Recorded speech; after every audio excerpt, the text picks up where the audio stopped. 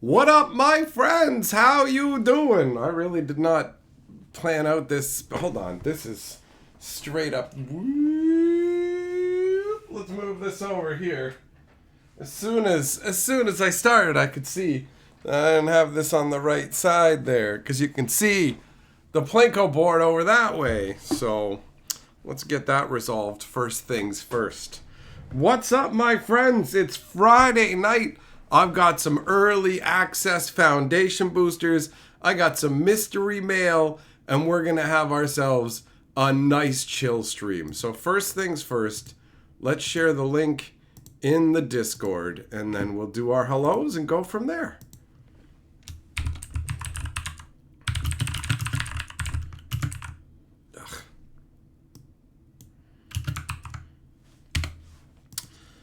I'm in that easily annoyed state where small things like pop-ups on the computer and everything are enough for me to go, "Dwah!" You know, you guys, you know the vibe I'm talking about, right?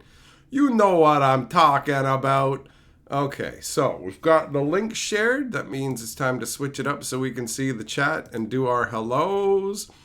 What up, Jess, Kenzuki, Teferi, Cheems, Rays, Aaron, 10-4, Goddard, Shelton, Eng, Heavy Metal, Sandwich Corner, Augustus, Bowfalcon, Dasa, Dunn, S, Joe, Sum, Yamagoro, Justin, Brave, Aaron, Kevin, Metal, Jack, Light, Valhalla, I think we got everybody. Hey, Bullfucking with the super chat saying happy Hatcher month, one day closer to your birthday. Hell yeah, buddy! Hell yeah! My birthday is at the end of the month, so you are right.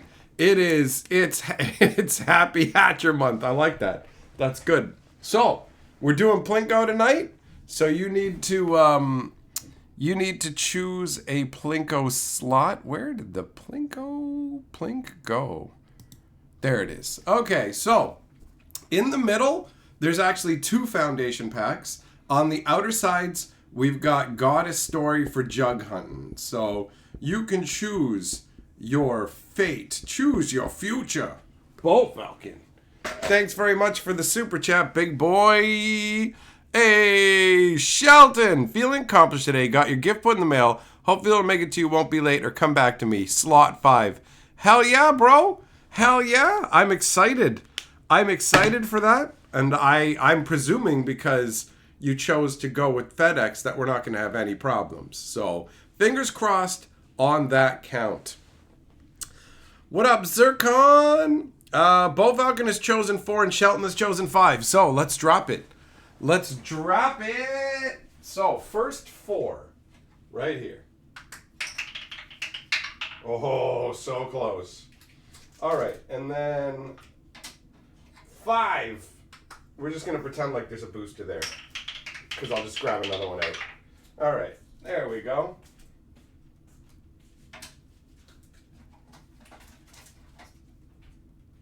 I'm going to put this flat because otherwise it's going to fall. We don't want to have the cards fall. They're not Alicia Keys. Hey, Jack's membership message says, this is not a Plinko entry. Correct. Correct. It is not. I see multiple people mentioning the stream intro song. If you like that song, you can click on either the link that Bowfalcon has shared, or if you go into the Discord, there's actually a link for you to download it. So if you want it yourself as an MP3 or whatever, you can straight up grab it and listen to it on the go whenever you need to know that I'm around and it's good times. All right? And also, 10-4, thanks for saying that you love the movie review channel. That is fucking dope.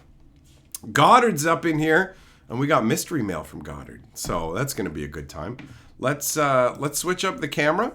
Let's take a look. Let's take a look. Corner No Wizards doesn't send me anything, bro. These belong to the local game store that I go to, and these cards will be returned to the local game store. But if you want to show appreciation for these being available, you can send money to the Game Store's PayPal address, which is listed in the stream description. Actually, now that I'm saying that, I should make sure that it actually is in there. Yeah, it says my LGS PayPal. So, if you send stuff over to that PayPal, then it counts as store credit for me, and I can use it to get foundations and to play in the pre-release that's coming up next week. Now, let's take a look.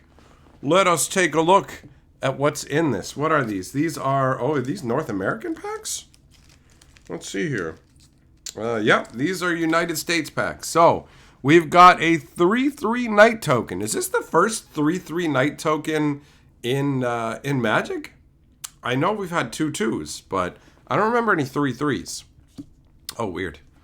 I got the pack upside down. Okay, so we've got Macabre Waltz. Look at that artwork. Liliana with a man face dancing with the dead. They really uglied up Liliana in that artwork, didn't they? But what are you going to do? Cackling Prowler. This is a new one, isn't it? 1 green and 3, 4/3, ward 2. And it's got Morbid. Beginning at end step, your end step. If a creature died, put a +1/+1 on it. Alright. That's okay. Heavy Metal. Yeah, try that song through your system, bro. Do it up. Do it up. Every day. How's it going, man? Alright, Runaway Together. So, the ones that are reprints are, we already know. Like Runaway Together, we already know that one. Faladar Savior, I believe, is new. 4 mana, 2/3 lifelink. When it enters, put a +1/+1 on each of up to 2 other target creatures you control. Didn't we... Isn't this pretty much the exact same thing, with the exception of the casting cost being a white and 3 instead of 2 white and 2? Isn't this the same thing as... What the hell was the name of that cat? It was like Basri something. Do you guys remember Basri, that planeswalker we've never seen again? I think that this is essentially the same thing as Basri's Cleric, or whatever the hell it's called. Lights make it warm in here, so I got to open the window and cool it down a bit.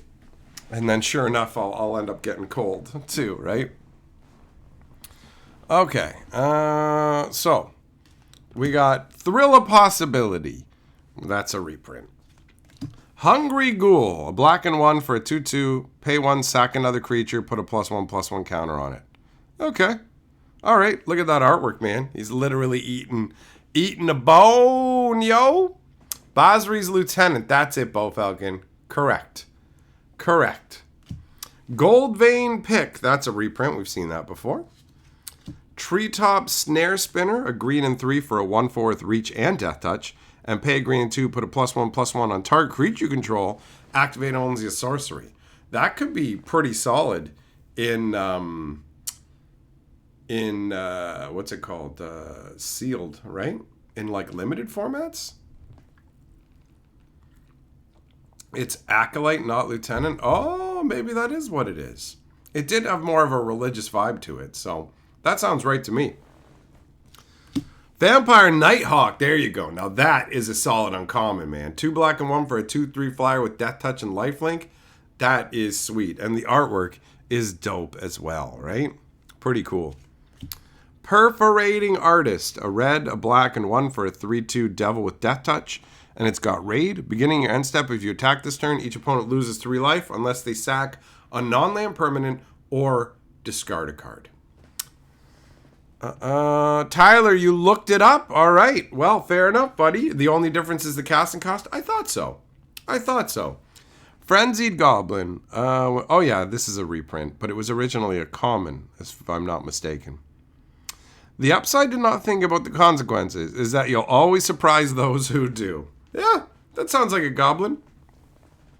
What up, Carrot? Used to be afraid of a hawk. I mean, it makes sense. What if it swoops down into the field and plucks you out of the ground? All right, Exemplar of Light. 2 white and 2 for a 3/3 Flying Angel. Whenever you gain life, put a +1/+1 counter on it. And whenever you put 1 or more +1/+1 counters on this creature, draw a card. There are multiple life-gaining creatures in, what's it called, in Foundations. So this is going to get a lot of mileage, but I don't think it's quite powerful enough to really make a genuine impact in Standard. But who knows? Then we got a foil Kellen Planar Trailblazer. 1 red for a 2/1. 1 red and 1. If he's a scout, he becomes a human fairy detective and gains whenever he deals combat damage to a player. Exile a top card of your library. You can play that card this turn. And 1 red and 2. If Kellen is a detective, it becomes a 3/2 human fairy rogue and gains double strike. You get a lot for 1 mana nowadays, right? That's some powerfulness right there. And then we've got the island, which is a pretty dope looking Kamigawa land, right? That's from Kamigawa Neon Dynasty. That's the vibe that it gives.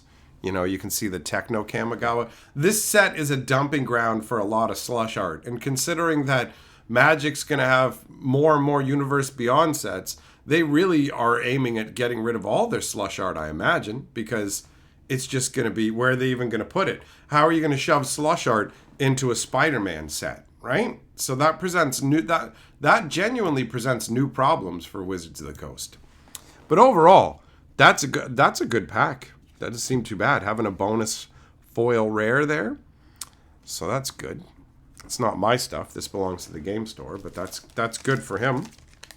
All right, so let's pop that back in there. And then we will open the second booster. Some you want to make a Pegasus deck, go for it, bro. Go for it. Pegasi are cool. They're cool looking creatures. All right, we got... Oh, look, these tokens are double-sided. Cat, Spirit. Does that mean the other one was double-sided? Yep. Knight and Human. That's a good choice. Tired of getting all the ad cards. You know, the inserts where it's just an ad, and now you're getting double-sided tokens. That's sweet.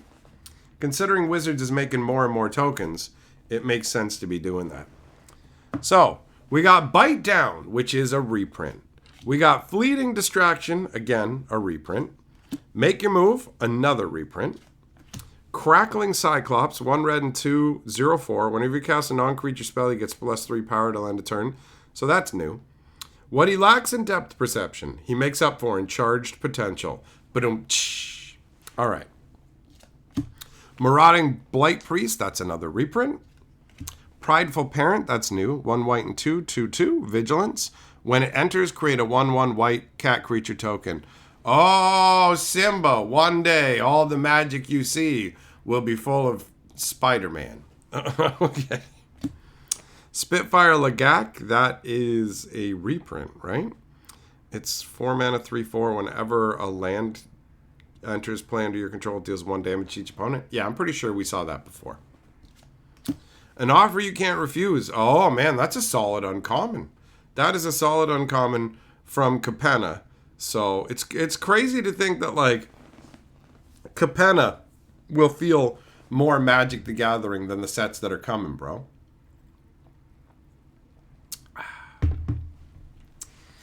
Flower, did we see the Hydra yet? Nope, we have not. Bill, you want to play Clarion Call and summon the deep sea creatures? Nice. We got an Old Lady Cat Collector, 1 white and 2 for a 3/2. When it enters, create a food token. And whenever you gain life for the first time each turn, create a 1/1 white cat creature token. There is a strong white life gain theme in this set. Dreadwing Scavenger, 1 black, 1 blue, and 1 for a 2/2. It's a nightmare bird. And I mean, the artwork delivers on that. That is a nightmarish looking bird, right? 2/2 flyer. When it enters or attacks, draw a card, then discard a card. And Threshold, it has +1/+1 in Death Touch as long as there's 7 or more cards in your graveyard. Doesn't seem too bad. Doesn't seem like super amazing, but doesn't seem too terrible. Brazen Scourge. Oh, this is... Wasn't this originally in, like, the Kaladesh block? Right? 3 mana for a 3/3 haste? Meh. Then we got an Abyssal Harvester. This guy is nuts. 2 black and 1 for a 3/2 Demon Warlock. Tap him to exile a target creature from a graveyard that was put there this turn. So any graveyard, as long as the creature went there this turn. Yo, you don't even have... Doesn't have to have gone there from play. Anywhere. If you discard it, all you have to do is a creature has to go to a graveyard for any reason. And you can tap this, exile that creature card, and you make a token that's a copy of it, except it's a nightmare in addition to its other types. Then exile all other nightmare tokens you control. So you can only have one nightmare token from this guy at any given moment, but seriously, that is wild. And then we got a foil treetop snare spinner. We saw that one in the previous pack. And then this is an island that we have seen in the past. I don't remember exactly what set it's from. Lorwyn, maybe? I don't know, but that's definitely a reprinted island because I recognize it. All right. Those are some pretty good packs, man. And we got to savor the original Magic flavor because we're entering into a new realm of insanity where we're going to have less and less what actually feels like regular, genuine Magic the Gathering, right? It's just, we're entering into this new era of craziness. And I am curious to see how it's going to feel. Because right now, it doesn't feel good. It doesn't feel good thinking about it. And I'm wondering how it's going to feel once we get a couple of sets down the road, you know? Like, Aether Drift is going to feel similar-ish to maybe Kamigawa Thunder Junction-ified, you know? Because it's just like lazy tropes, bro. It's like lazy tropes. What do I think will be last Universe Beyond set for 2025? I have no earthly idea. I don't know. I don't know. Maybe more Marvel action. I don't know how deep they're going down the Marvel hole, right? But they clearly don't want to announce it yet because they don't want to overshadow the Final Fantasy and the Marvel stuff they're already doing. They want you to be focused on picking up those properties before we move into another one. It blows my mind that people don't get, like, they're like, I don't know why you don't like what's going on with Magic and me shoving, like them shoving Fallout and all these other things into it because I like Fallout. And it's like, okay, but would you like Fallout if they turned all the characters into My Little Ponies? Like, if all the characters that you liked in Fallout were replaced with My Little Pony and My Little Pony ran around fighting Mega Man, how would you feel about Fallout? Would you still like Fallout? Well, no, you don't get to do that. You don't get to say that. Look, what I like being shoved into what you like is totally fine. But what if I love gets transformed? It's like, don't you understand? Magic the Gathering as Magic the Gathering, that's my Fallout, bro. That's my Fallout. So if they just completely changed what Fallout was and it had no remnant of the original Fallout, and then people were like, excuse me, but Fallout is just the mechanics of shooting and using the VAT system and stuff, so it doesn't matter if My Little Ponies are shooting dumps out their butts and Mega Man's using the ka-junk blaster, right? Like, none of that matters because that's what Fallout is, because that's what, like, and then people who come in and go, I love Mega Man. Why are you upset about what they're doing to Fallout? I love Mega Man and My Little Pony. This is great. Fallout finally appeals to me. It's like, it's ridiculous to not be able to fathom that. It's like, why don't you like this? Because Magic the Gathering is its own fucking IP, fool. That's why. That's why. It should be very obvious. It should be very fucking obvious. You should be happy they're bringing them. It's cool they're bringing this in. It's like they're sacrificing the entirety of their identity for this, bro.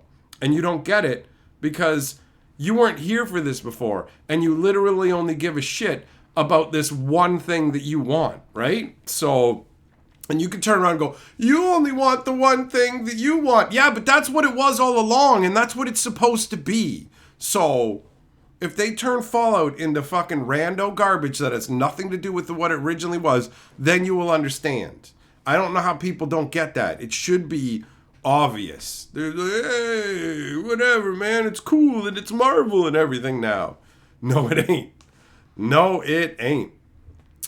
Pots Foundations may be the last set booster box you buy. The other future sets we know about just look dumb. I feel you, bro. What up, Juglum? How you doing? Valhalla, you've switched over to Proxian because it doesn't feel worth it to get new stuff. What are you going to do, right? What are you going to do? Flower Magic used to be its own thing very much. Very much. So, Magic the Gathering is throwing its identity away. And the gameplay may still be fun, but that doesn't change the fact that it ultimately is throwing away what inherently makes it Magic the Gathering, which is a big disappointment to those of us who have been playing this game for decades, right? Or people who even started in recent times when it was that and then turned into this. But it's funny that people going, there's nothing wrong with this, and it makes sense. Magic's always had planeswalkers. So, you know, they can just go to like any world. Yeah, they were all fucking high fantasy worlds within Magic's actual fucking universe, fool. It wasn't like they went to completely different Wonko Donko worlds, bro. You know? So that's not a real fucking argument. Or it's like, they're planeswalkers, so of course they can go to G.I. Joe world. What? Yeah, no, they're planeswalkers, so they can go to Cybertron, and they can like, and while they're there, they can take those dick-sucking belts from Cyberpunk 2077, and then they can be like, Optimus Prime, can I turn your head into one of those Cyberpunk belts? I know you're used to having humans riding around inside you, so why don't you let my junk ride around inside your head, Optimus? That would be optimal for me. Kyle, you love Fortnite, but you don't want Magic to be Fortnite? Fortnite's already in Magic, son. Fortnite's already in Magic. Also, Kyle, just like last time, big boy. Whoop. Ollie, I'm going off. Yup. You've never seen me before, but I'm funny as hell. Well, I mean, I can't verify the first part. I don't know if you have seen me. Maybe you've been lurking in my home at some point, but you're right about the funny as hell, bro. I don't know if you've never seen my live streams or if you've only seen my historian videos or whatever, but yeah. I say some crazy fucking shit. What are you gonna do? If you like the live streams, I have a whole archive of them. I have a whole channel full of the live streams, and that's actually where this will end up afterwards as well. So I may as well share the link for that right now. Let me get the live stream archive link, and we'll share that. Let's see here. All right, there we go.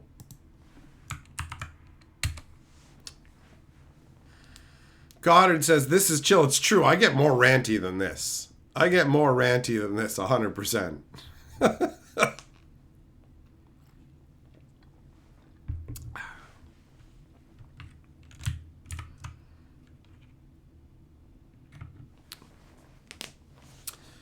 Checked out, you want Skyrim. Feels unlikely. It feels unlikely. They're more likely to tap into things that are currently more relevant, so maybe at some point they'll get around to Skyrim, but Skyrim isn't like new flashiness, you know?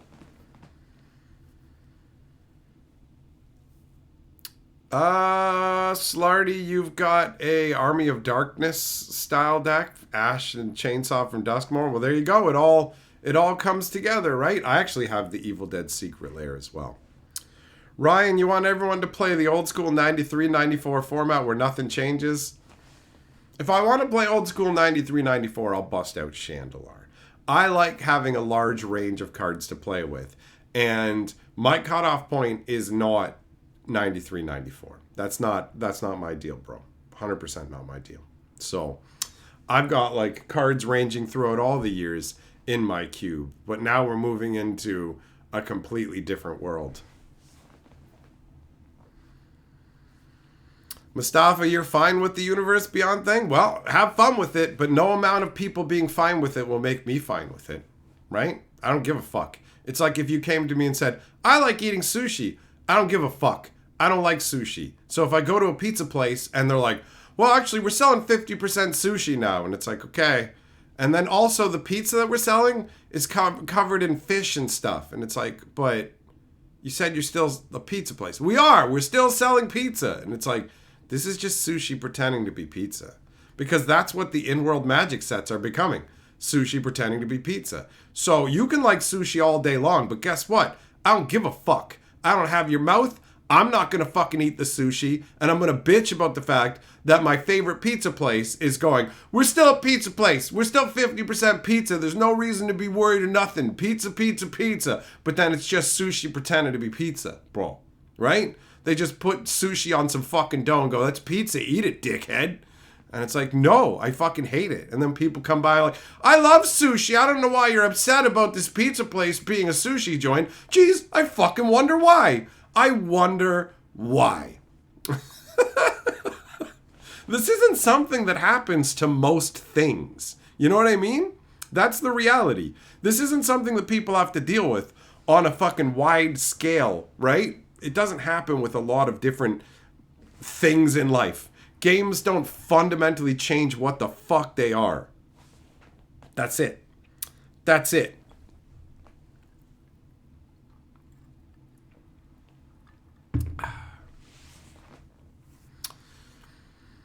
I mean, I don't know shit about Fallout, so I can't comment on whatever it is you're talking about because I don't even fucking recognize those names, man. Rex, you wish they would chill and back off the Beyond sets? I feel you. It'll never happen, but I feel you. Oh, Mustafa, bro. There's no way that's going to happen. I would love that. I would love it if Wizards backed off the Universes Beyond, but it's going to go the opposite direction. There's going to be more and more Universes Beyond. And 2026 will have, I'm saying it right now, I fucking guarantee it. This is not a, maybe this will happen. I guarantee there will be more Universes Beyond in 2026. The only reason they're not doing it yet is because they're trying to fucking ease us a bit into it. But even then, all of the fucking Magic sets they're making are Universe Beyond. Aether Drift is fucking goddamn Fast and Furious Tokyo Drift. The space set is literally a fucking outer space set. Those are Universes Beyond that they're just going, they're in Magic worlds. They're just not tied to an actual property that you know. But they're not traditional Magic worlds. And going forwards, they're just going to do more. So for people who want the mishmash of whatever, there's going to be a feast of random nonsense for them. But for people like me, there's going to be less and less traditional high fantasy stuff in Magic. The writing's all over the wall, and there's no getting around that. Trust me, I want to have hope that they would do less Universes Beyond, but they won't. They're going to milk this cow for fucking years, and then it's going to have an overall negative, deleterious effect on the game. It's going to diminish the game, and this Universe Beyond shit will dry up. And then they might try and pivot back to the high fantasy concept years later when it's way too fucking late as they're hobbling along going, why are we fucking falling apart? And it's because it's all short-term decisions. And it is just in favor of snatching as much money as you can in the short term with no concern about the brand's identity, about the longevity of it. None of that. None of that. It's ridiculous. It's ridiculous. It's the craziest nonsense. Drummer, you've been living under a rock. What's Foundation and the whole 50% Universe Beyond? Run! Run! Live in your sweet, beautiful fucking ignorance. You don't even want to know. You don't even want to know. Foundations is probably one of the last high fantasy sets we're ever going to get. It's a base set that's standard legal for 5 years, and now they're making 50% Universe Beyond sets, so get ready for Final Fantasy, Spider-Man, all that stuff being thrown into the standard format. And going forwards, more and more Universe Beyond and less actual Magic worlds. It's the sad current state of Magic the Gathering. Ladley being slowly boiled. I feel like we're being fucking quickly broiled, bro. This doesn't feel slow to me. This feels fucking whiplash fast, dude. 100%. Ryan, is there... Yes, there is a SpongeBob Secret Lair coming out. Absolutely. Heavy Metal, you're playing Fallout 3 right now? I have some of the Fallout games. The Fallout games have some fucking sweet lore. Fallout is pretty sweet, man. Right? So... But, again, even though it's pretty sweet and has some fucking cool lore, not the stuff I want in Magic, bro. That is not the stuff that I want in Magic. Nah, Carrot, not for me. High fantasy and sci-fi are very fucking different. There's a massive gulf between all technology, when it gets so advanced, is indistinguishable from magic. And, yo, we're using swords and magic. They feel different. Just because you can functionally do very similar things in terms of magic can do anything, science can do anything, they do not feel the same. There is a massive fucking difference. If you make a space version of Lord of the Rings, it's not going to resonate with me the same way. Make a space version of the Dragonlance books. Sorry, doesn't resonate with me the same way, right? The Wheel of Time and Space, no thank you, right? There are sci-fi properties that are enjoyable for what they are, but to me, they are not interchangeable. I'm really into story, lore, flavor. All of that matters a lot to me. There's some people who don't care about that shit. More power to them. Let them go enjoy whatever they want. I'm not telling people not to fucking enjoy themselves, because it's going to happen either way. So fill your fucking boots. It doesn't matter how many people enjoy that shit. It doesn't change how I feel, in either direction. Them enjoying it doesn't make me fucking feel any better about what's happening, but them enjoying it also doesn't make the situation worse for me. I'm not like, I can't believe that you're actually going to get to enjoy. It's like, go ahead, whatever, man. Whatever. Life is short. Do what you enjoy. But watching something I care so much about turn into something that is unrecognizable and at the same time is bad for the long-term health of the thing that I love is a very difficult thing to see happen. Oh, but you know, it's not difficult to see some dropping those memberships. Hell yeah, buddy. Thanks for gifting 10 Magic Historian memberships. New members, bear your shield with pride. That's right, Aaron. Vroom, vroom, beep, beep. Get in my Jeep. Yo, girl, you ever been fucked in the back of a Chrysler? Because that's the new set. It's called Car Fuckers.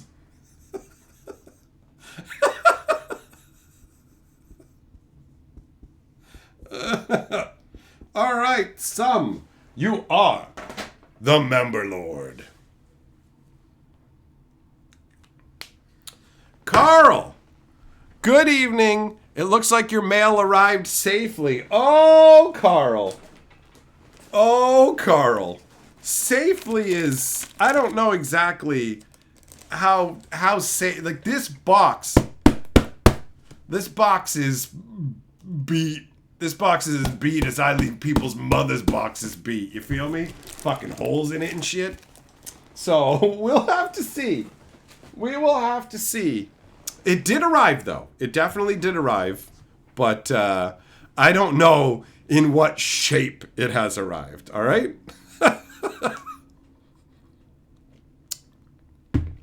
Did Magic forget about Garuk? Garuk got put in the icebox ever since he choked out Liliana, because people online freaked out and said, that's a guy choking a woman. That's not a... It's like, listen. That woman that you're worried about, she is an ancient evil necromancer who's responsible for the deaths of tons of people. She consorts with fucking demons, and she literally put a curse on this fucking dude. She has literally cursed him to corrupt and rot to death. So his anger at her, his choking her out, is valid as fuck. So maybe, just maybe, how about you act like Liliana isn't some delicate little flower that needs to be protected and accept the fact that she's a strong, powerful, dangerous woman and should be treated accordingly, right? But people are pussy fucking idiots in this era. So Garuk got thrown in the fucking... Put him in the icebox because people are freaking out. It's like, what would you do to an evil necromancer that fucking cursed you and ruined your fucking life? Oh, I don't know. Right? It makes sense. It makes sense.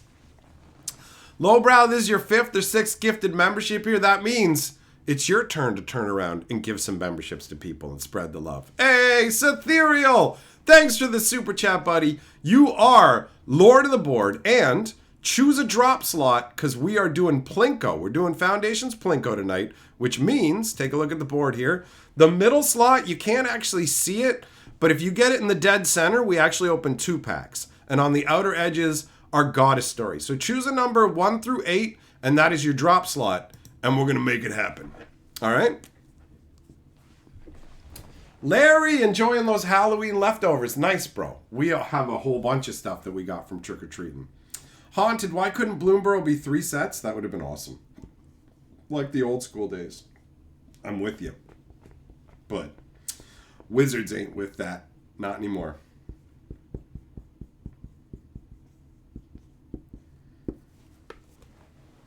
Just something about that name's ethereal that makes me think about dinosaurs. It gives me a dinosaur vibe. Capelio, how did I get a box so early? I got friends at a local LGS. So the fun part is I get to open packs early. But the sad part is it's not my box. I don't get to keep the cards. So we have the fun of opening it, but then it gets returned to the game store. All right. Slot number 5. Okay, let's do it. Let's do it. Let's see what it be. Slot number 5. Let's try that again. Slot number 5. What? What did you do, man? What did you do to my board? What did you do? The chips have been dropped. We even dropped in 5 before, man. Kind of fucking weird hex curse you putting on my ship, bro. Why you fucking with me? There we go. There we go. We got foundations. Let's see what's in here.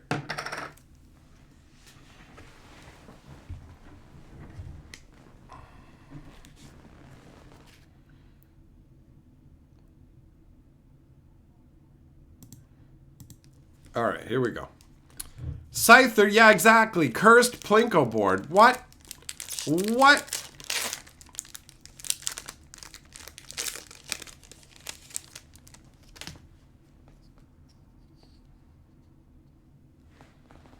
Capelio, you're gonna spend your money on Amazon. Oh shit! Oh, this is not a fucking drill. This is not a drill. Hold on. Hold on. Hold on. Don't be a dink. Use my Amazon link. When Hatcher goes for a drink, bookmark that Amazon link. Don't be a bitch. You gotta scratch that itch. Bookmark that Amazon link. I got fucking bills to pay, y'all. Use my Amazon link. This is gonna take some work. You buying that shit online, make sure you use my fucking Amazon link. Don't be a dink. Don't be a bitch. Fucking bookmark that shit. And anytime you buy something on Amazon, I get the fucking hookup. I even made a little fucking song about it, so you do that shit. The link's in the description. All right. Oh, Dwynen's Elite. Man, this is like old Lorwyn days. Elementalist Adept. A blue and 1 for a 2/1 with flash and prowess. Mana's all around us, ready to take shape. We need only reach out and guide it. Up our butts. This is actually pretty sweet, man. The way that the water magic is flowing into fire magic, that's pretty solid. It looks like it might have originally meant to be some kind of counterspell. Luminous Rebuke, 5 mana instant, costs 3 less if it targets a tap creature, destroy target creature. Alright. Feels like some standard white fare. Gorehorn Raider. Oh, it's a goofy swashbuckling Minotaur pirate. 5 mana, 4/4 with raid. When it enters, if you attack this turn, he does 2 damage to any target. He runs in. Bam, bam, bam, bam. Capelio, hell yeah, buddy. Do it up. All right. Gutless Plunderer. A black and 2 for a 2/2 with Death Touch. Raid. When it enters, if you attack this turn, look at the top 3 cards of the library. Put one of those back on top of the library and the rest in your graveyard. All right. Kakoshi, Halloween ain't about ghosts. It's about candy. And I like me some candy. Hey, there you go. Habanero's got the link. Thanks, buddy. Bookmark that link, fuckers.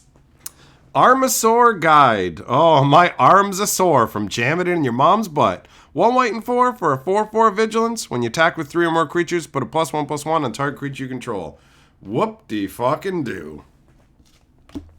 Sanguine Siphoner. A black and 1, 1/3. Whenever it attacks, each opponent loses a life and you gain 1 life. Oh, this is like pretty much the exact same thing as that one lizard from Bloomborough. Billowing Shriek Mass. That's what I call my ball bag. 1 black and 3 for a 2/3 flyer. When it enters mill 3 cards, it's got threshold. It gets +2/+1 as long as there's 7 or more cards in your graveyard. So then it's 4 mana for a 4/4 flyer. That's all right.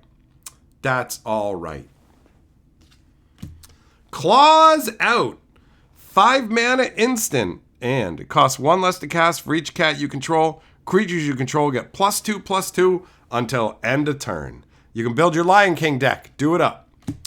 Grappling Kraken. Yeah. 6 mana, 5/6 landfall. Whenever land you control enters, tap target creature an opponent controls and put a stun counter on it. All right. All right. I mean, we've come a long way from the days of Sea Serpents. 6 mana for a 5/5 that dies if you don't have an island. Instead, whenever you slap a land out, the Kraken grabs him. Yo, you ain't going nowhere.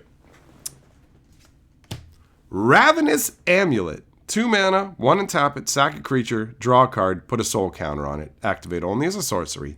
4 mana, sack it. Each opponent loses life equal to the number of soul counters on this artifact. That's actually pretty cool, man. An amulet that traps souls. Like, look at it. You can see the soul essence there. It's got like an eye in the middle of it.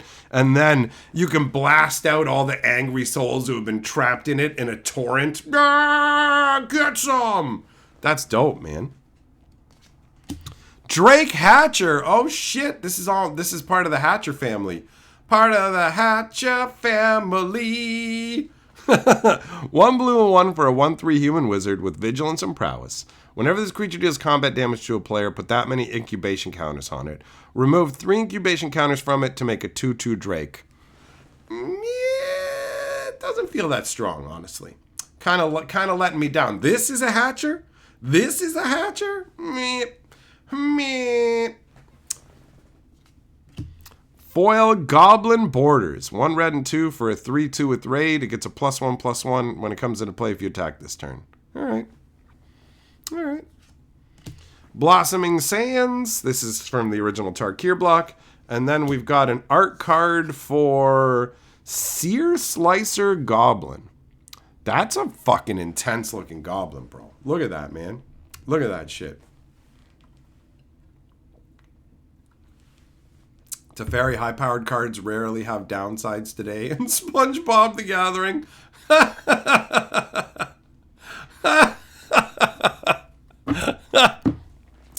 Nah, Jersey Bricklayer, you're absolutely wrong. Wizards of the Coast has no problems with stuff being fucking opened early. So, nothing to worry about.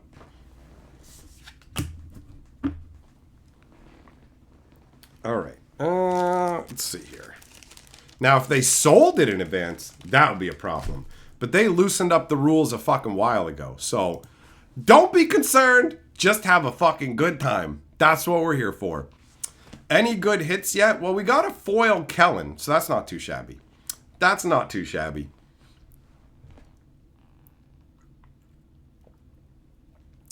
Maddie, you don't like the new combat rules?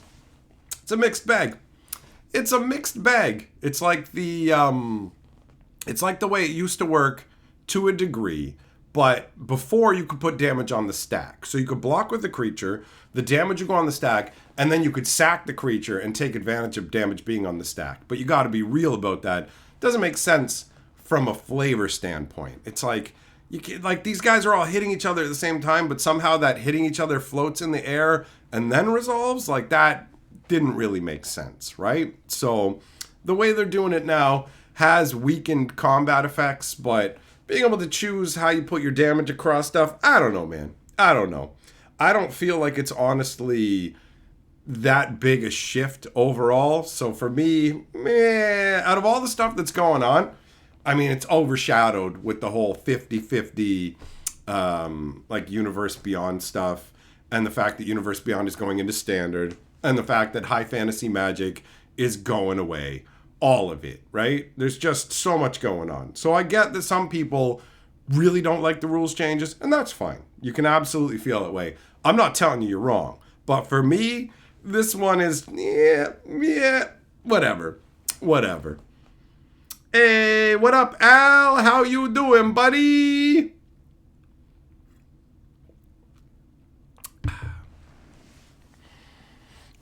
Valhalla, you don't know you've heard too much about the new combat rules? You don't do the choosing like, okay, you blocked with 2 guys. I'm going to choose to have this guy in front and then this guy and do the damage to this guy first. And then the rest goes to the next guy. Now you get to divide the damage however you want to do it, right? That's the deal. That's the deal.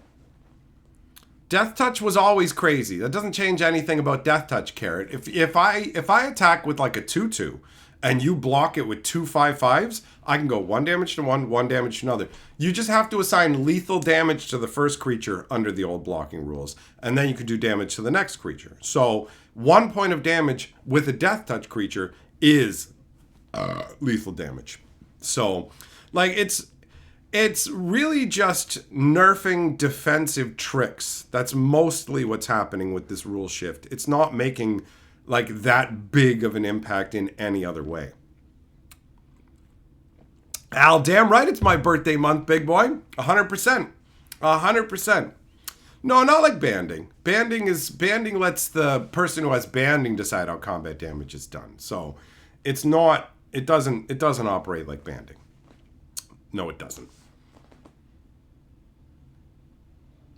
So yeah, the combat change to me isn't as significant as the other things that are going on with the game, right? The whole choosing block, whatever, doesn't matter. Doesn't matter. Augustus, it's also your birthday month. Hell yeah, buddy. Your birthday's before mine. Have fun with it, big boy.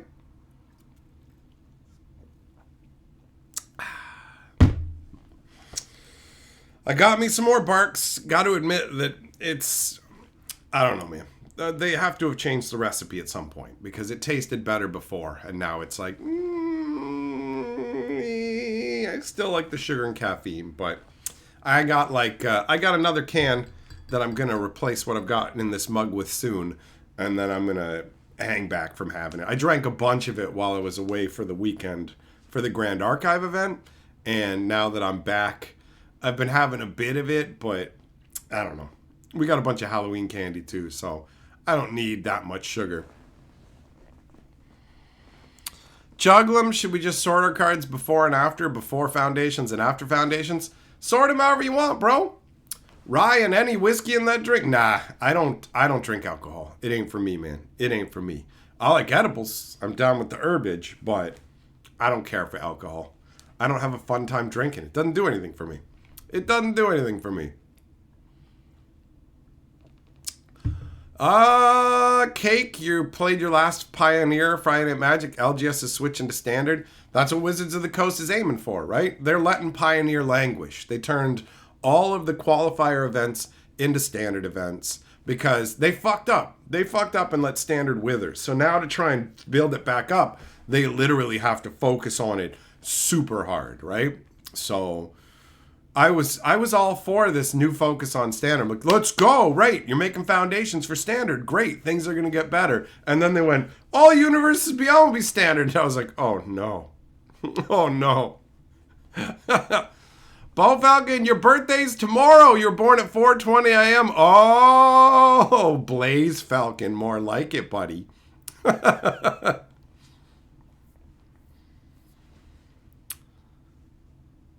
Yeah, exactly, Felipe. Exactly. That's going to be the weirdness when you're playing Standard, and it's just going to be like, okay, I see that you have summoned up a big, powerful demon. Well, I'm going to block it with Spider-Man.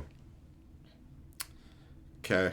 You know, I'm going to block it with Spider-Man, and then I'm going to tap to activate Sephiroth's ability to give him a boost.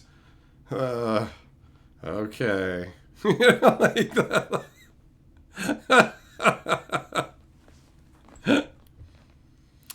Shinobi, nope, we haven't seen the 12-8 yet. We also haven't encountered Loot, because Loot's in this set. Larry, what the hell's All Saints Day? there's no fireworks. I don't even know what that is. I don't even know what that is. Jess, you remember an episode where Spider-Man went to hell and met Mephisto? it doesn't, like, the thing is, it doesn't matter if Spider-Man has some demonic characters in that universe. It still doesn't change how jarring the whole thing is, you know? It feels very strange. And it feels stranger to actually see it in action. Because right now, it's all theoretical. It's just an idea in the brain. Seeing it going off for real is going to be just bizarre. This is the start of a different era of Magic the Gathering. The unmagical era of the Gathering, where cards, you're not casting spells anymore, right? Like, you're not summoning Spider-Man through the blind eternities. This is just a card that's Spider-Man. This is Spider-Man's web slinger. It's not a magical artifact. It's just a thing. You know what I mean? So Magic is not going to be Magic anymore. Magic is just going to be the name of the mechanics that are being reskinned, right? Which is strange. Peachy, do I think Foundations will be good for drafting? I mean, it's going to be like a beginner level set. It's set up for drafting, so I presume it's going to be fun. Drafting tips, it's real simple. Just focus on bombs, removal, and evasion. Grab the big cards that nobody can stop. Have removal to get rid of your opponent's creatures, and have evasive creatures with flying, menace, things like that. Things that make it harder to block your creatures so you can get through to your opponent. Removal, so you can get rid of their big creatures and their creatures that have evasion. And then everything else doesn't matter as much. Removal and evasion are the main things, because obviously if you get a big, flashy, crazy rare, you're going to grab it anyways, right? So those are the easiest choices to make when you're starting. And if, let's say you're playing on Arena and you're going to play multiple drafts or something, you can just pay attention to what beats you down, and then you can just, oh, thanks for showing me what works well. Now I can do it too, right? Scyther, Pokemon has ghosts, therefore it's scary. If it scares you. Patrick, you're a new player and it feels like it's too strange. It's the new way of things. And you're right. It is strange. It definitely is strange. Haunted, was the Walking Dead secret layer the horse armor of Magic? You can look at it that way. Maybe not the worst way to describe it.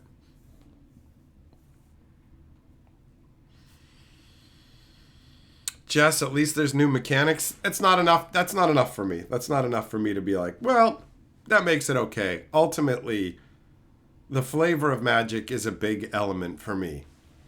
That's not going to be everybody. There's tons of people who will just be like, no, I don't care that much about the flavor, so I'm fine. And anybody who walks into Magic a year from now, well, it'll already be 50% crazy, not Magic stuff. And the Magic worlds we're going to will just feel like, they won't feel like Magic worlds anyways, right? You think Aether Drift is going to feel like a Magic world? It's motorcycles. Look what they did to, what's his name? Duretti. Look at how different Duretti looks. From a crazy mechanical monstrosity Spider-Man to a dude sitting in a wheelchair who looks like he's just taking a break from being in a musical like Grease Lightning. You know? It's so different. It's so different.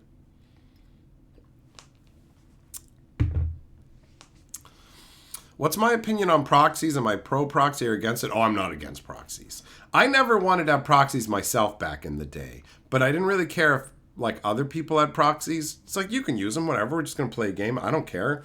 I've played tons of games in the past, like Blood Bowl, where we literally had to draw our own board on the ground and just use little slips of paper to play. So you can't get the cards or whatever. You want to proxy them, knock yourself out. That used to be my position. Now my position is, I'm down with having proxies too. Hell, I have proxies in my cube now. Magic 30 opened the door for that, right? Wizards was trying to sell us very expensive proxies. And they said, hey, proxies are cool. And I'm like, you know what? I'll listen to you. You're right. Genuine Magic cards aren't necessarily special in and of themselves. So proxies are fine. Let's rock with it. And proxies, you can get at much better quality than actual Magic cards. So... Floppy, since the Universe Beyond news, you consider the game universes from here on out? Yeah, it's instead of Magic the Gathering, it's Multiversal the Gathering, right? That's what it's turned into. That's the reality. Do I think people remember Magic lore 10 years from now? Very few people. Very few people. All right. I'm going to go switch this drink out for a fresh one. And then we'll come back and continue this. And we got some mail to open. So we'll do that up as well. I'll be back, my friends. I shall be back.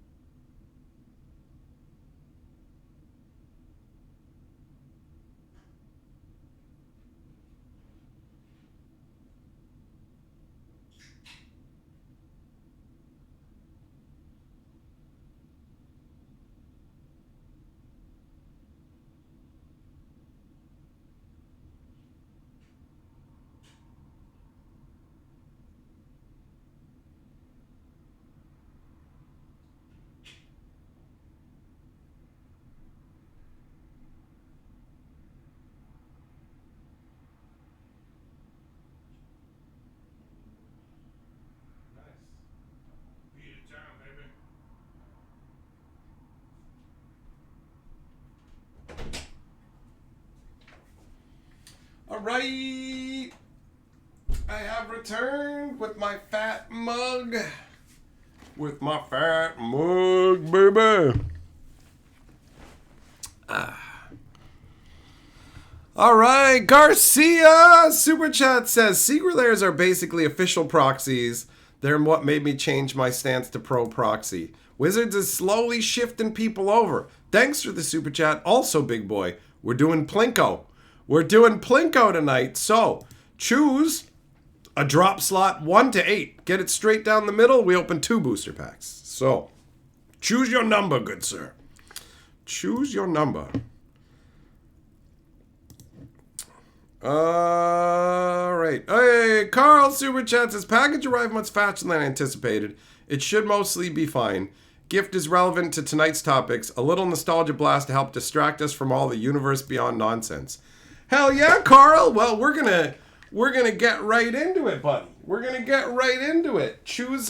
You need to choose a drop slot as well, my man. You need to choose a drop slot yourself.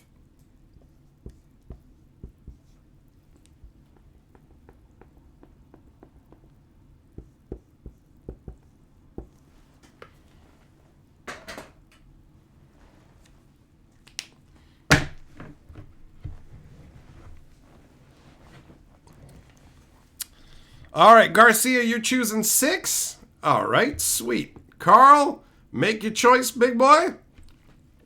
4. Okay. Let's do some dropping and see what goes on. Okay, so 6 right here. Oh, that was close. That was close. All right, and then number 4 over here. Okay, cool.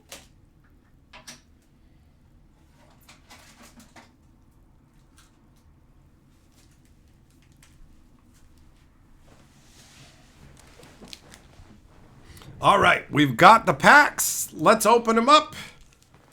So, first pack, Garcia. Let's see what the luck be. So the token is a zombie insect token. Then we've got Fleeting Flight. So this is a new one. 1 white instant, put a +1/+1 on target creature. It gains flying until end of turn. Prevent all combat damage will be dealt to it this turn. Huh, that's a good combat trick, man. That's a good combat trick. Sora Chaos, 4 mana, 4/3. 3 mana, target creature can't block this turn. That guy is also new. Burglar Rat. That is not new. That's a reprint. Llanowar Elves. It's crazy to see them back in here. That's some real acceleration, bro. Oh man, the flavor text was way better back in the day, where it talked about they'll break your limbs for breaking twigs. All right, Strix Lookout. That's new. Hey, check it out. It's an owl with a goofy old man mustache. A blue and 1. 1/2 flying vigilance. Pay 1 and a blue, tap it, draw a card, then discard a card. Wise, watchful, fashionable. It's goofy because he's got glasses on and a mustache. Lagak, we already saw you. Icewind Elemental, 5 mana, 3/4 flyer. When it enters, draw a card, then discard a card. That doesn't feel that great, actually. Why do people prefer Llanowar Elves over Elvish Mystic? Aren't they the same? Yeah, they are the same. Llanowar Elves was there at the beginning of the game, though, so that's the only reason, really, for me. 1 blue and 2, 2/2. When it enters, surveil 3. And this can't be blocked as long as there's 7 or more cards in your graveyard. Okay. All right. Random Octopus Wizard. That's different. A Braid. Oh, they brought a Braid back, eh? Okay. They've reprinted this card multiple times. It's solid. 3 damage to a creature or smash an artifact. That is solid. And the World of Amonkhet had some really cool flavor to it. Stroga Midnight. Oh, yep. This is a reprint as well. This one's from the Wilds of Eldraine. 1 white and 2. Destroy target non-land permanent. Its controller creates a 1/1 white human creature token. Get rid of anything that's not a land and give them a 1/1 is pretty strong, bro. That's pretty strong. Nessian Hornbeetle. Yeah, I played with this guy when he was originally printed in the Theros set there. 1 green and 1 for a 2/2. At beginning combat on your turn, if you control another creature with power 4 or greater, put a +1/+1 on him. So you got a big guy, he grows. That's sweet. Ashroot Animist. Oh, this is the other artwork. I saw the extended artwork of this guy where he's riding like an earth elemental. So he's a green, a red, and 2 for a 4/4 lizard druid with trample. When he attacks, another target creature you control gains trample and +X/+X until end of turn, where X is this guy's power. So attack with them and give another guy 4/4 and trample, which is pretty crazy. But by today's Magic standards, he doesn't feel like crazy powerful, you know? And then the foil is the Grappling Kraken that we saw. And a Bloodfell Caves. I guess they're doing the Tarkir cycle in this one. All right. Carl! Let's see what's in this pack, big boy. All right.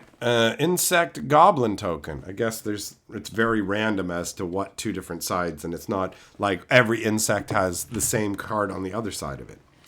Axguard Cavalry. This is a reprint. Look at a little mountain goat. A little dwarf berserker riding a mountain goat. Infestation Sage. I think this is new. 1 black, 1/1. When it dies, create a 1/1 black-green insect creature token flying. Oh!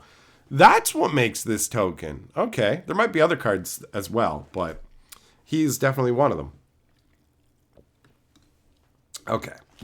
Beastkin Ranger. A green and 2 for a 3/3 trampler. Whenever another creature you control enters, he gets +1/+0 to end a turn. Meh. Tolarian Terror is back. Oh, this card crept up over the time since it was printed in the Dominaria set and became a desirable common. So this is a good reprint. Squad Rallier. A white and 3 for a 3/4 human scout. Look at the top 4 cards of your library for 3. You can reveal a creature card with power 2 or less from among and put it in your hand. Put the rest on the bottom of your library in a random order. It looks like this thing should be able to fly, doesn't it?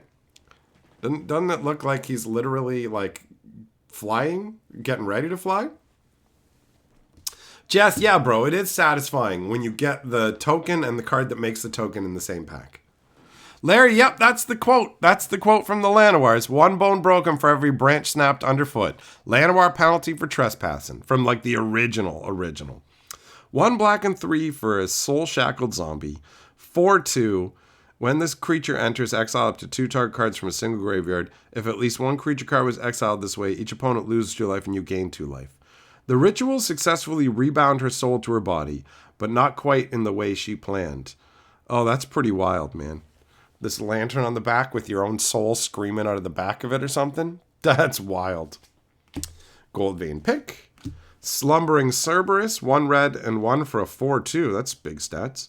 Doesn't untap during your untap step, but at the beginning of each end step, if a creature died this turn, untap it. Okay, all right. Bigger power, but with restrictions to keep it in check. The plan seemed to be going perfectly until Mino realized the third head was no longer snoring. That's a pretty intimidating looking beast, bro. That's pretty wild. I mean, technically it's a dog, but that's a beast. Garruk's Uprising. Oh, and check it out, guys. They put the Nissian star-spangled sort of, the Nissian night sky border is for all non-creature enchantments going forwards. So you can definitely tell them at a glance on the table now. And I think that change is useful. Skyship Buccaneer. 2 blue and 3 for a 4/3 flyer with raid. So when it enters, if you attack this turn, draw a card. Yeah. Those wings are pretty funky, though. So's the sword, actually. This guy, oh yeah, this guy's from Kaladesh, clearly. Twin Blade Blessing. 2 white and 1 for an enchantment with flash. Enchant creature. Enchanted creature has double strike. Oh, my buddy invented double strike. He's going to be happy about this. Oh, we got an extended bordered Sky Knight Squire. 1 white and 1 for a 1/1 cat scout who's going to a masquerade. Whenever another creature you control enters, put a +1/+1 counter on him. Okay. As long as he has 3 or more +1/+1 counters on him, he has flying and is a knight as well. Okay. That's really solid. That feels strong, man. What up, Finn? How you been? And then we got a foil Strongbox Raider. Does this make treasure tokens? It's carrying treasure. 2 red and 2 for a 5/2 with raid. When it enters, if you attack this turn, exile top 2 cards of your library, choose one of them. Till the end of your next turn, you can play that card. Okay, so the treasure is representing a card and not actual treasure. Fair enough. And then Thornwood Falls. That Squire is funky, man. Feels pretty strong. Feels pretty strong. All right. All right. So now, why don't we see what has taken this beat up journey? Let's find out what Carl has sent out. Let us see what it be. I saw this box and was like, man, it got like a hole punched in it. I hope whatever is in here is safe. Yeah.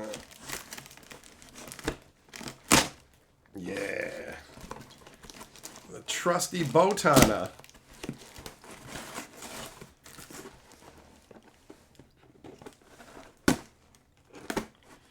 Larry, Greg Hildebrandt passed away yesterday? Oh, that sucks. That sucks, man. I meant to throw that in the trash, but instead I just dropped it on the floor. All right, what do we got? Have I successfully... Oh, no, this is like a giganto flap. Does it... Wait. Is it... The hell kind of... What is the... How is this box designed? I thought it was like See, on this side, it comes out, but on this side, it's actually there's no flap there. What is this? Okay, I guess. Hold on. Now we gotta find a different way in. We must seek a different ingress. There we go. Joglum, you don't like borderless cards? I do some of them. If they got sweet artwork. Open long ways down the center. I'm doing it, Carl. I'm doing it. I figured it out before you told me, bro. It's a weird box. Okay. Here we go. What is this? What is this? A printer box? Did you send me a box? Not printer. Good Lord. I meant to say keyboard. What kind of printer would be that thin, man?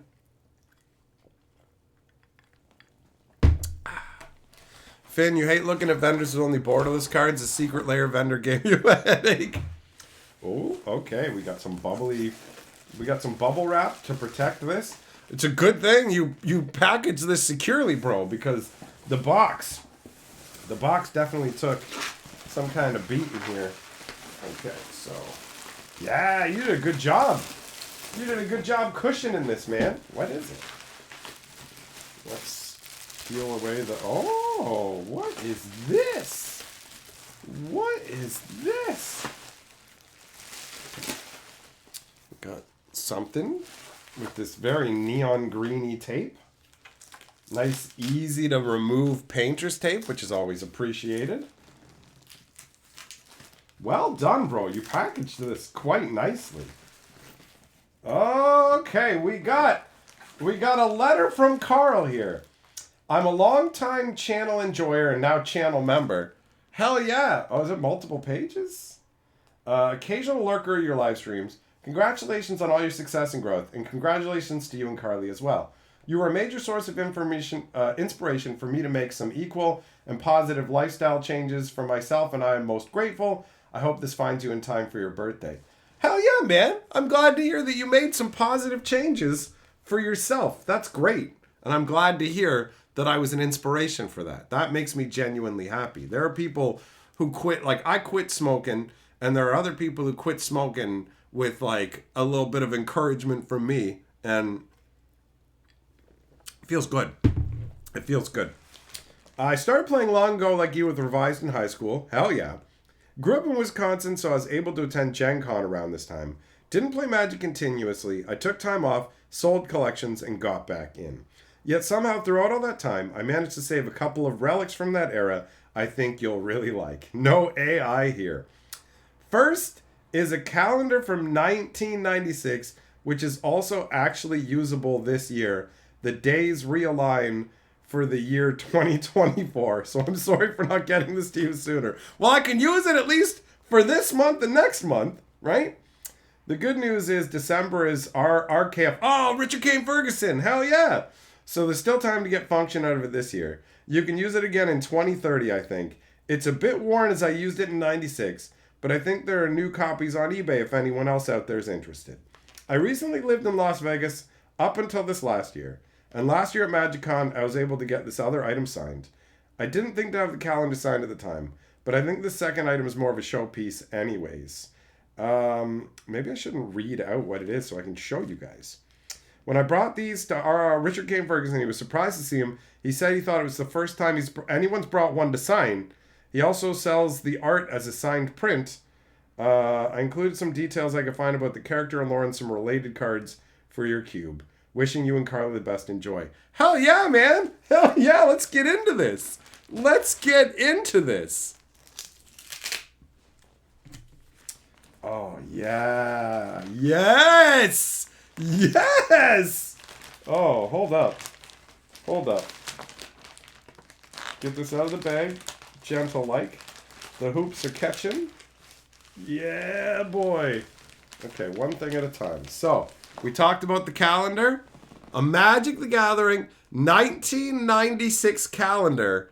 And check it out. The artwork. We have Spectral Bears, Kaljoran Knight, Cloak of Confusion, Hymn to Turok, Goblin War Drums, Kaljoran Sky Knight, Norit. Oh, what is this one called? I know what this does. It's 1 red, 1 black, and 1 pay any amount of life and do that much damage divided any way you want among any number of creatures. I know what all these fucking cards do. Cation Javelineer, Send Your Autocrat, Sword of the Meek, Elder Druid. So this one is Fire Covenant. Okay, I didn't want to look at the names until I had named them all. Look at that, man. That's awesome. That's awesome, bro. Bum, bum, bum, bum, bum. What does this say? Establishing the new standards in illustration has always been one of the many goals for Wizards of the Coast. Oh, cool. Right on. It's from the art director. Bro, this is dope. This is dope. Oh, it's got little artwork, like, element aspects. The color scheme of Cloak of Confusion is derived from a mussel in its shell, which Margaret says is one of the strangest yet most beautiful things I've ever seen. That's cool. There's extra little details in here, bro. That's awesome. Man, Carl, this is fucking dope, dude. This is dope. That's great. That's great. Okay, so there was...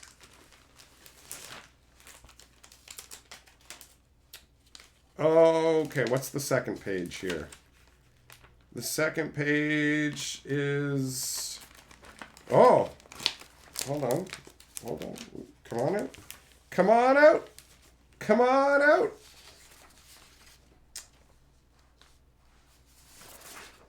Okay, so put that down there. Okay, this is some lore information. All right, check it out, guys. We've got Kesa, Elder Druid, and Disa right here. Coldrome is married to Disa the Restless, and they were the adoptive parents of Kesa. This was at the time of the World Spell and the Thaw. He has flavor text quotes on over a dozen cards. Oh, yeah. That's his quote right here on the Elder Druid. Cool, man. That's awesome. Oh, yeah, Disa's from the Commander deck based on Lurgoyfs, right? Yeah, that's fucking cool. Right on, man. Right on. What is the other thing that's in here? What is the other thing that is in this bag?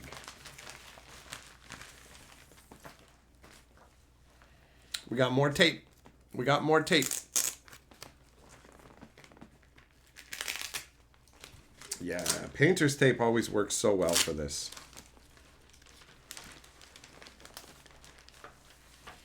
And then we have... Oh, bro, it's a poster. Yes! Oh, this one's awesome! Oh, shit, it's signed! Yo! Look at this! The old Ice Age level advertisement, right? Wizards of the Coast American Tour.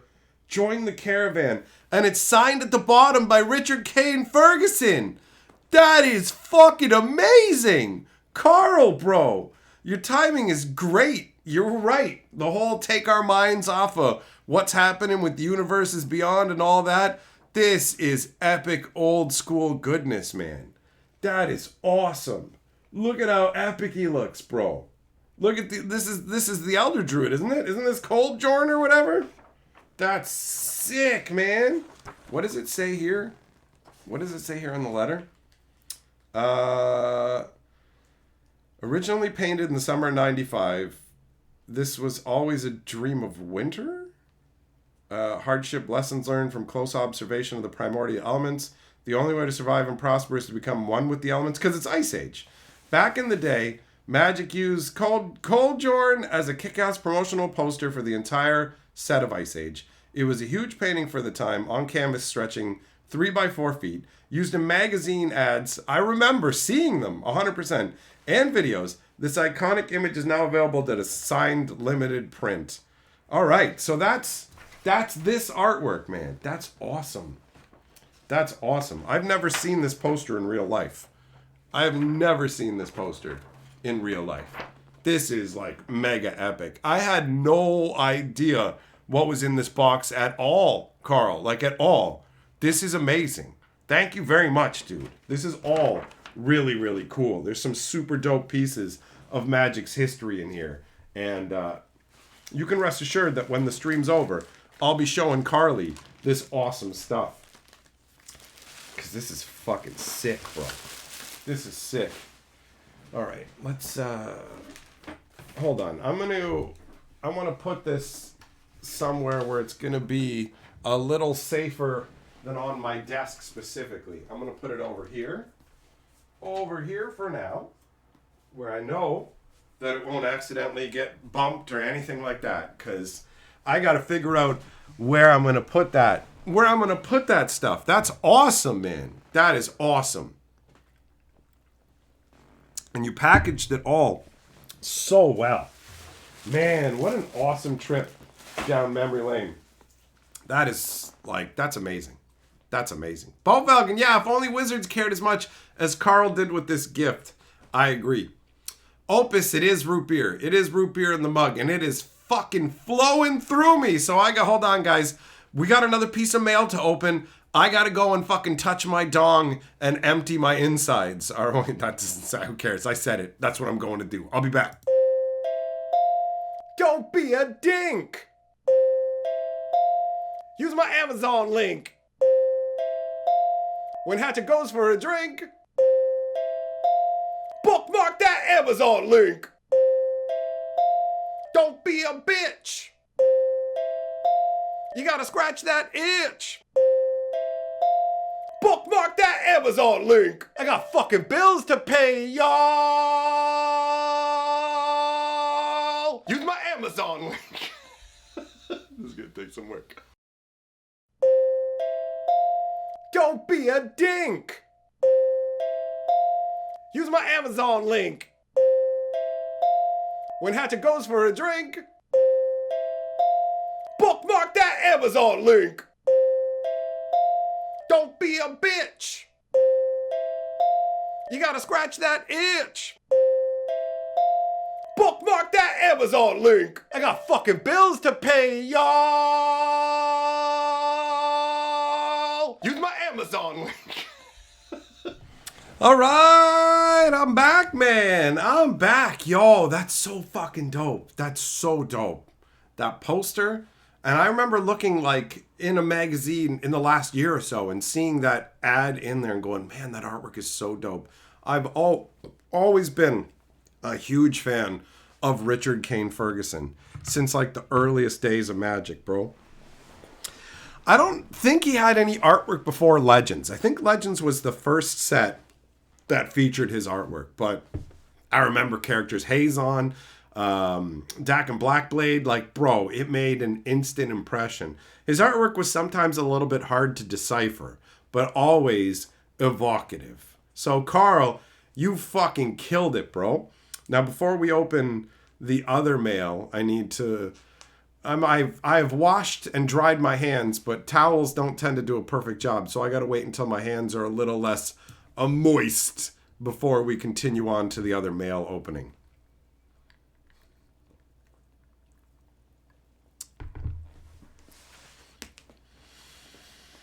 So yeah, that's great timing, man. That's great timing because November it's Happy Hatcher month, bro. So perfect time for that stuff to be showing up, and the nice nod to the old school Magic. It does feel very good because it's a strange new world that we're moving into, and I don't know 100% how to feel. you know, because it's a different beast.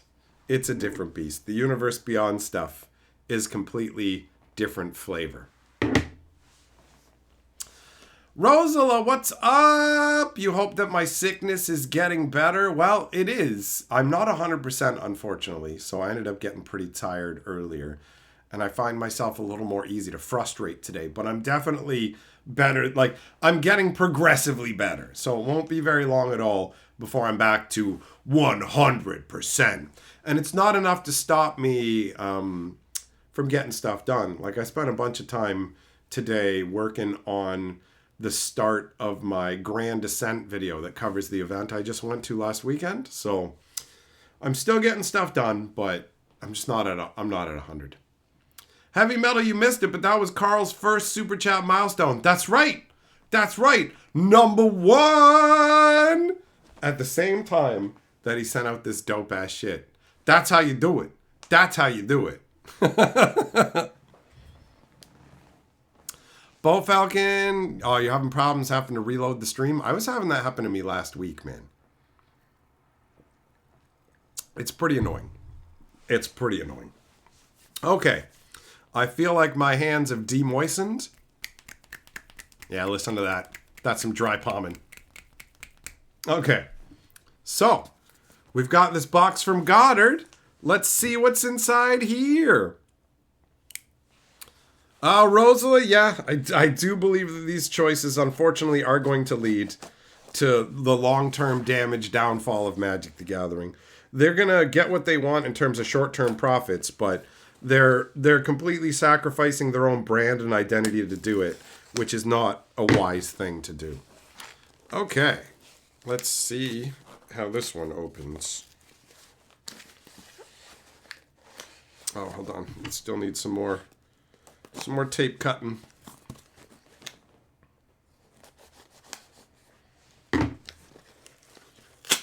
Oh, shit. The box doesn't want to open, man. Look at this shit. Look at this. I ripped it. Wait. What the fuck kind of box is this? I like the slot, the top one. What is with the weird boxes tonight? What is with the weird boxes? Oh, but we got nice, safely packaged stuff here. Look at this. Original chocolate-covered bacon. Now that is something else. Can't smell anything from outside, but that looks pretty interesting. We got 2 of them. I like the count. We got double bacon. I am genuinely curious to see what this is like. Goddard, these came from the top of Anarchista in Gatlinburg. Zircon Oinks. Oh, yeah, it does say Oinks at the top.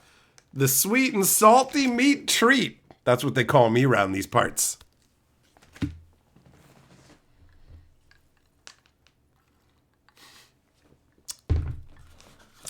All right, and what is this? Original moonshine dark chocolate bar. Moonshine? Inside each delicate dark chocolate bar is the bold flavor of moonshine. These confections create a true synergy between bourbon and chocolate in both flavor and texture, making this chocolate bar slightly sinful. This is probably going to taste awful. I don't know. The chocolate bacon might be all right, but like dark chocolate with moonshine? This is going to be weird. This is going to be weird. Goddard, this tastes great?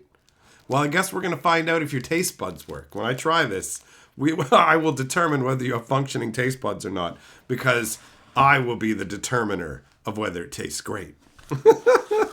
And then we've got, oh yeah, a bacon applewood chocolate bar. So I guess it's applewood smoked bacon and a chocolate bar. That's crazy. Did they not put a story on here?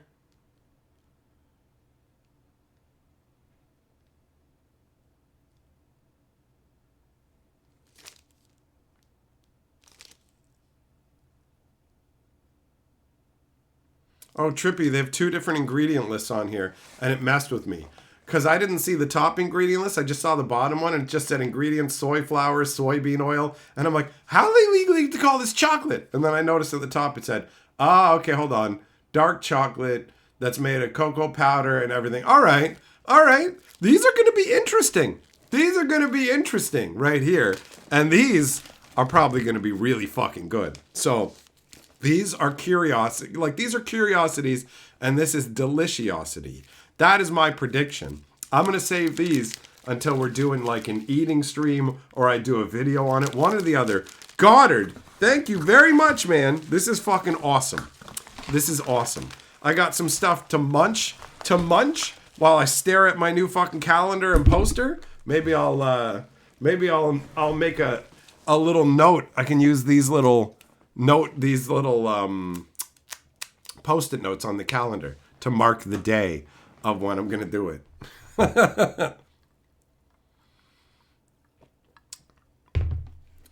God, did that one sound so weird and you haven't tried it? Well, I'm gonna try it, buddy. I'm gonna try it. Larry, does it taste better than Coke flavored Oreos? I'm going to say yes. Without having tried it, I feel very comfortable in saying yes, it is going to taste better than that, because how could it not? How could it not? Man, fucking cool ass, a cool ass calendar, an old school Richard Kane Ferguson signed poster, some funky cards that tie into the flavor of it, and a bunch of awesome treats. This is a fucking sweet score. That's some awesome mystery mail. I give fucking fat thumbs up to Carl and fat thumbs up to Goddard. Thanks, boys. I appreciate it. Bo Falcon, they look way cooler food to try than what you sent me. Yo, man, you've sent a lot of things over the years, bro. So maybe the newest batch wasn't as exciting if you compare it to that stuff. But at one point, you sent me like fucking at least half a dozen different chocolate bars to try, bro. Right? Carl, well, thanks, man. Thanks. You came fucking jumping out of the gates all of a sudden going, check it out, bro. Just so you know, I'm a fucking member. Here's a $50 super chat. Have this awesome stuff. Give me a fucking million more Carls and I'll fucking rule the earth, bro. What up, Sussy? How's the night treating me? It's treating me pretty good. We've been having a good time tonight. Bo Falcon, you mean the stuff you just sent? It's in the mail right now. Oh! Oh! Does that mean I get to see what the wizard cards look like, bro?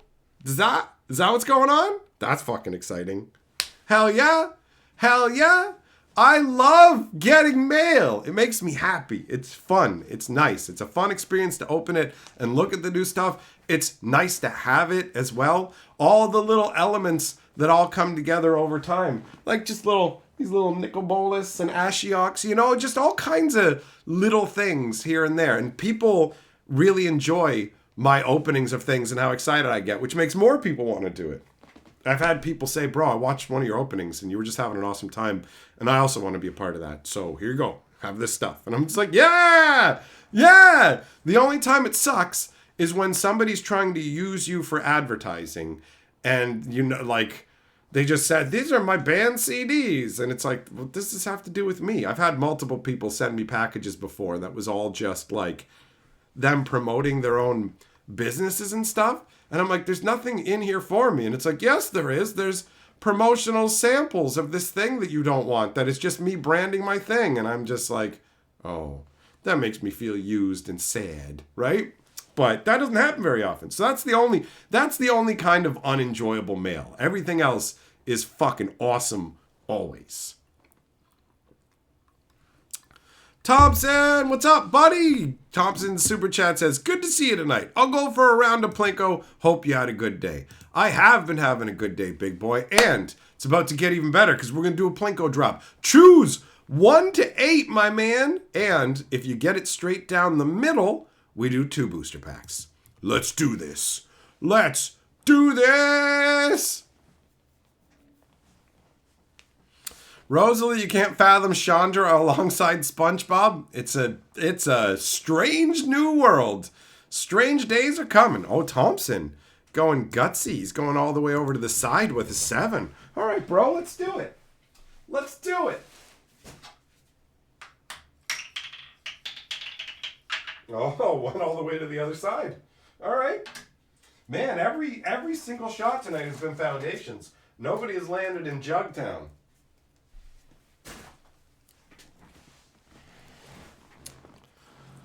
Thompson, have I heard of the movie The Substance?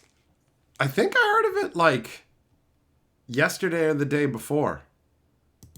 Is that a horror one? Is that a horror movie? All right. So we got another pack of foundations. Let's go.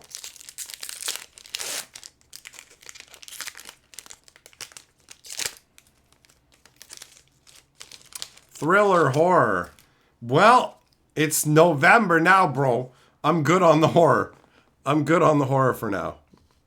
Oh, it's a double cat token. Look at that. For extra cat action. Look at this is what a 1/1 cat looks like. This is what a 2/2 cat looks like. That's quite the difference. That's quite the difference. Healer's Hawk is back. Sure Strike is also back. Fake Your Own Death has returned. Bite Down is back. Fleeting Distraction, another reprint.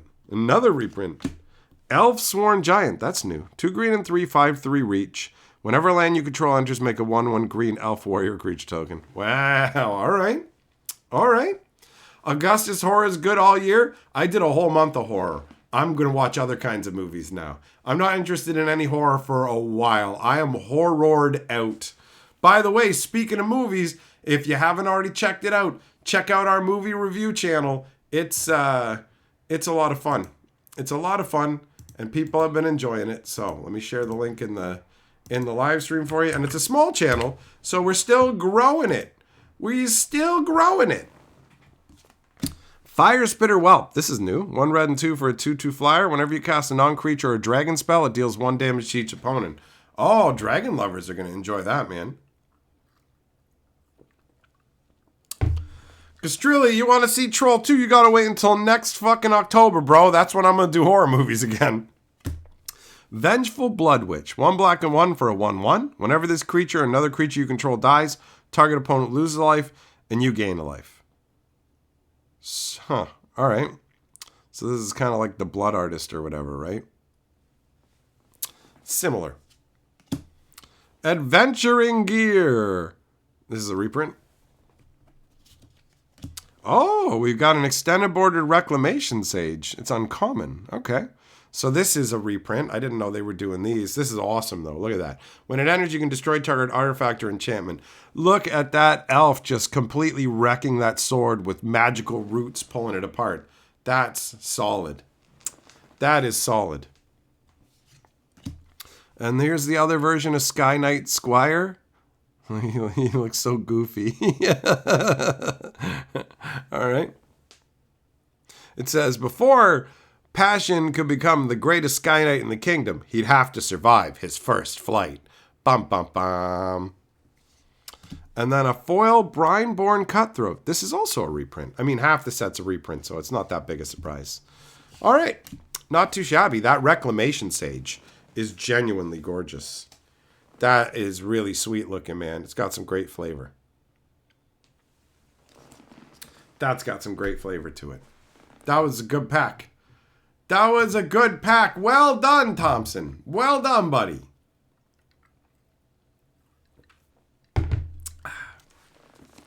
Oh yeah, I guess since I mentioned the movie channel, gotta show the fucking trailer that we made for it. It's hilarious. Wow! Just move the phones! Who's ready to get got? Blah, blah, blah. I'm the actual devil! Whoopity boopity! Buckle up for 45 minutes of nothing! Of nothing! Hatcher Movie Talks. Subscribe, or you'll probably die or something. And then the second trailer. Why am I blurry? Absolutely wonderful. Fantastic job.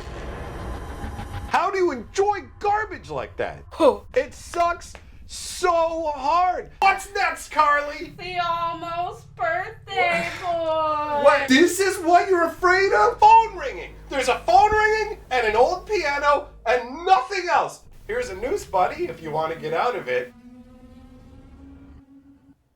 I'm having a lot of fun talking movies with Carly. The camera's still messed up. Okay, let me fix that. Let me fix that.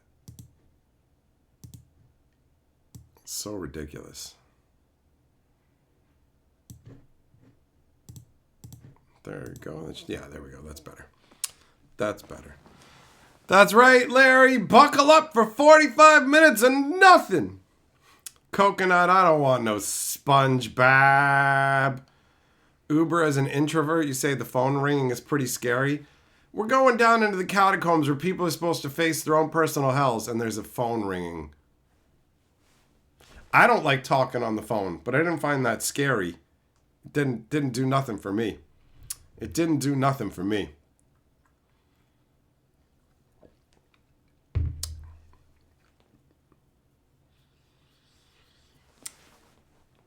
I found that movie to be so boring. Like, so boring. They will face their own personal demons or whatever, personal hells. And it's like, Capelio, you just completed a nearly $600 order using my Amazon link? Hell yeah, that's how you do it. Thanks, buddy. I appreciate it.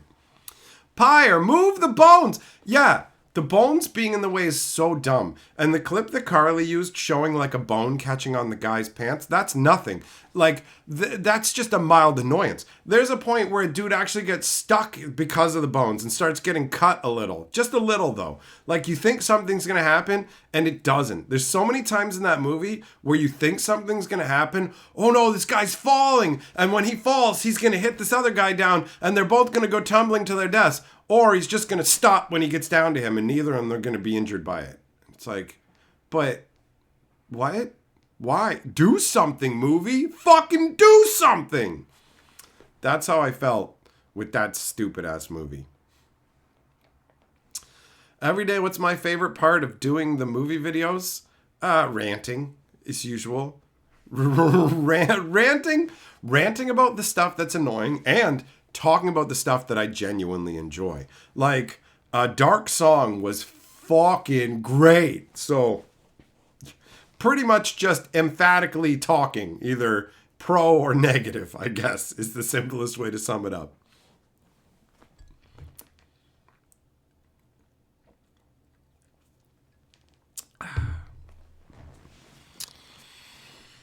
Augustus, don't mention the bones if you don't know what the fuck I'm talking about. All right, you gotta go watch the movie shit on the movie review channel. You go over there, you watch the newest fucking video, and you see the scene that I'm talking about with the fucking bones, and then you have the proper context to understand this shit. You head on. Here's the fucking link. Go over to that fucking movie review channel, subscribe to the fucking thing, and then watch the newest video on it. And you'll hear me talk about the fucking bones. And Carly will show the bones. And you'll see how fucking stupid it is.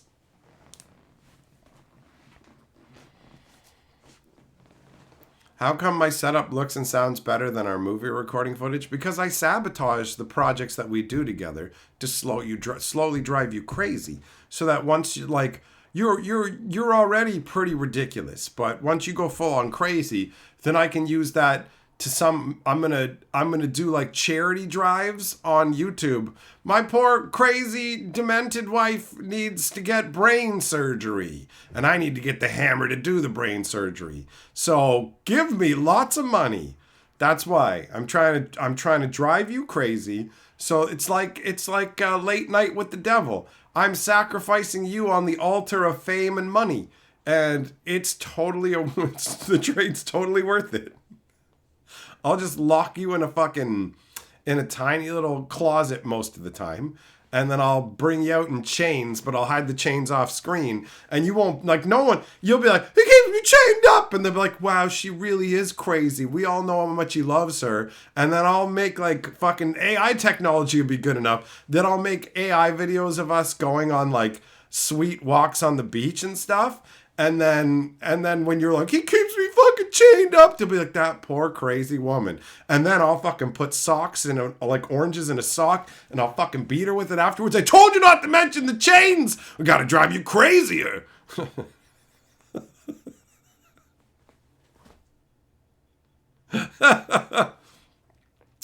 Rosala, will I be doing all kinds of movie genres? Absolutely. Absolutely. We only have horror movies to start with because we birthed the channel in October. And for the first time ever, instead of only watching like one horror movie a year with Carly, I decided I was going to be nice and watch a bunch of horror movies with her this year because she really likes horror. So this time around, I took more agency in the selecting of movies and reading the descriptions and all that stuff. And so I have a pretty good rate of picking decent movies. So a lot of the ones we watched turned out to be good, which gave me the willingness to continue and watch more horror movies. So the first 3 videos on the movie review channel are all horror movies. But after that, it's anything. It's open to anything. So it'll be whatever it is that we want to make it. You know, whatever movies we want to talk about.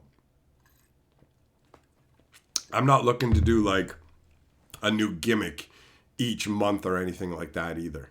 I'm looking to just talk about whatever. We're just going to talk about whatever we want. There are no fucking rules when it comes to what we're making over there. It's just either one of us has an idea and wants to do it. That's what we're going to do. That's what we're going to do.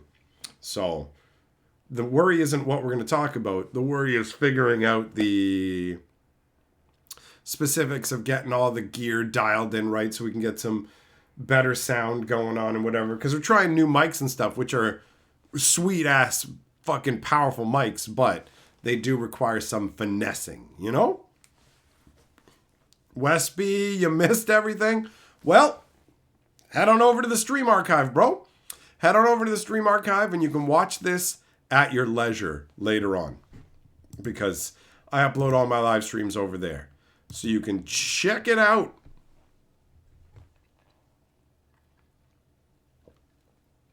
I know that Carly wants to talk about Strawberry Mansion. And then she also mentioned the RoboCop movies. Like anything that we watch, any movie that feels inspired, you know?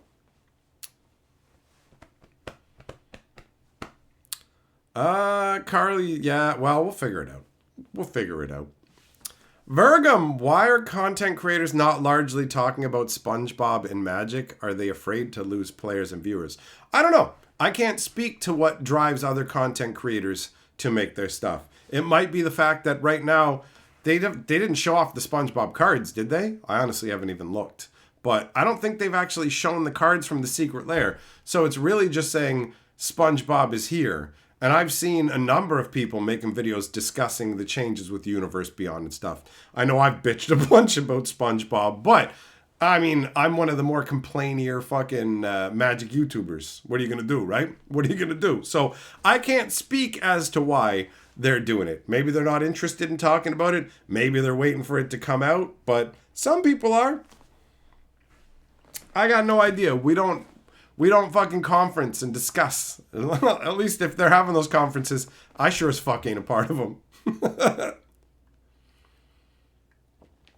Juglum, yeah, we had multiple cameras for the first video, and that turned out to be not as useful and not as good as we had hoped. So we switched over to basically just using one camera for now. But who knows? We'll make progressive improvements as we go along.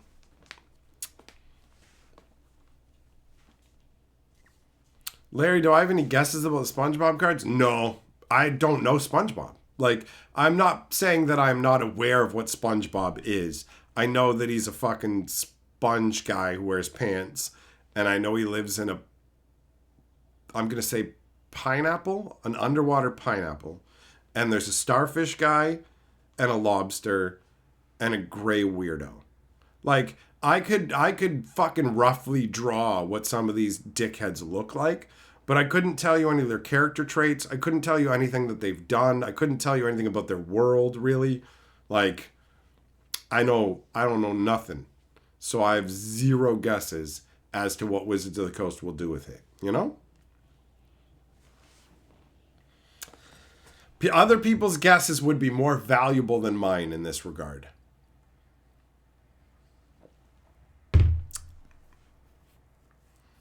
I mean, when I heard they were doing a SpongeBob secret, I went, of course they are. More dumb nonsense. And I didn't give it any more thought in terms of, I wonder what cards I'll put in it, because it's not a property that excites me, you know? Jess, you don't know if he's a living sponge or a house sponge?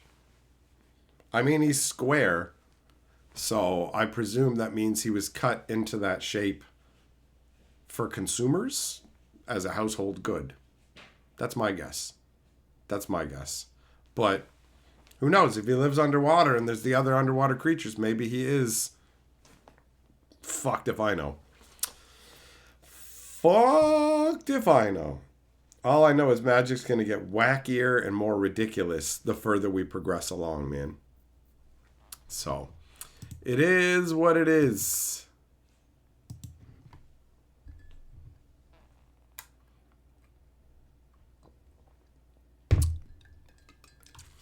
It'll be weird to see what Magic becomes, you know? Weird indeed. So, my friends, thanks for coming and hanging out. It has been a chill stream indeed. I'm glad that you elected to come by. Big thanks to Carl and Paul for the fun stuff that they sent, because that's a lot of fun. And this is the month. This is the month my birthday's in. So, you know, you're allowed to send me birthday gifts all month. I'll allow it. Hell, I'll even allow it into December. So, thanks for coming. Time for me to descend into the waters. If you missed any part of this stream, you can check it out over on the stream archive whenever you want. And also, make sure you go check out that fucking movie channel, son. All right. Peace for now.